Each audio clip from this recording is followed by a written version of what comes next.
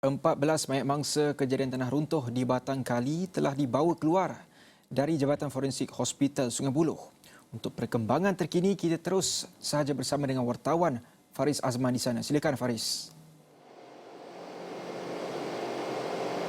Baik, terima kasih Farid Daniel. Ya, itu yang dapat kita bawakan sebenarnya update terkini, tetapi itu sehingga jam 8 malam tadi di mana 14 mayat mangsa yang terkorban akibat tragedi tanah runtuh di Batang Kali telah pun dibawa keluar oleh kenderaan-kenderaan jenazah untuk upacara pengemumian dan diiringi oleh ahli-ahli keluarga mangsa.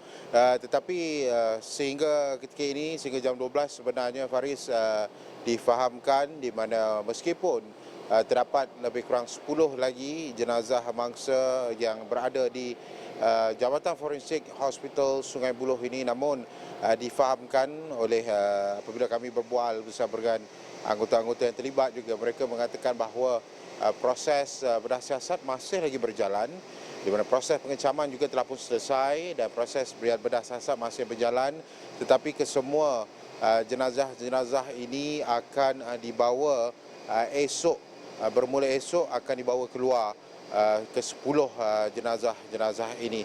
Tetapi apa yang berlaku hari ini sebenarnya Faris, di mana sejak jam 4.21 jenazah pertama, mayat pertama yang telah pun selesai proses bedah siasat dan juga oleh ahli keluarganya pengecaman yang telah pun dilakukan, kemudian dibawa oleh kenderaan pengemumian oleh syarikat-syarikat pengemumian juga telah pun dibawa untuk upacara pengemumian. Selepas itu boleh saya katakan 15 minit hingga 20 minit bersilih ganti kenderaan-kenderaan jenazah ini tiba untuk mengambil jenazah atau mayat-mayat yang telah pun selesai dibedah siasat oleh pihak KKM atau pihak hospital sendiri. Dan boleh katakan dari sudut keanggotaan polis juga ramai di Hospital Sungai Buloh, sehingga kini ada lagi anggota polis yang berada di sini untuk memberikan prosedur itu memerlukan anggota polis berada di dalam. Dan kami sempat sebentar tadi sebenarnya Faris, ada juga story ataupun cerita bagaimana proses itu akan saya berikan dalam buletin-buletin awal ini seterusnya. Tetapi apa yang dapat saya gambarkan, kami diberi peluang oleh Timbalan Pengarah Hospital Sungai Buloh sebentar tadi bagaimana penceritaannya, bagaimana keadaan di Jabatan Forensik, di mana anggota forensik telah pun dikerahkan dan telah pun bertugas 24 jam sebenarnya untuk memastikan proses bedah siasat ke semua mangsa-mangsa berjalan lancar dan dapat diselesaikan dengan kadar segera. Apa yang mereka ataupun Timbalan Pengarah Hospital Sungai Buloh katakan sebentar tadi, di mana ini adalah pintu masuk, cameraman kita boleh berikan sedikit. Ini pintu masuk, kami berada, pihak media berada di kawasan ini. Kami menunggu. Sebentar tadi saya diberikan kebenaran untuk masuk ke dalam. Setiap ahli keluarga mangsa akan terus ke information board, ada diletakkan di dalam, di mana itu merupakan senarai nama yang ditulis oleh PDRM Polis Diraja Malaysia, senarai mangsa yang terkorban dalam tragedi ini. Dan sekiranya ada nama di board berkenaan, kemudian waris mangsa akan terus ke information counter, di mana akan memberikan maklumat peribadi mereka, maklumat ahli keluarga yang terkorban itu, dan kemudian akan menanti giliran untuk pengecaman mayat. Dan sekiranya memerlukan bantuan atau sokongan moral, pihak kaunselor ataupun kaunseling juga disediakan oleh pihak KKM, begitu juga dengan NGO yang terlibat, antaranya Sushi Foundation yang boleh kita lihat dari sejak hari pertama kejadian mereka turun untuk membantu mangsa, menenangkan ahli-ahli keluarga mangsa. Sudah tentu ia agak sukar untuk ahli keluarga mangsa apabila kehilangan orang yang tersayang sekelip mata saja dalam kejadian tanah runtuh ini di Batang Kali, 24 yang terkorban ketika ini.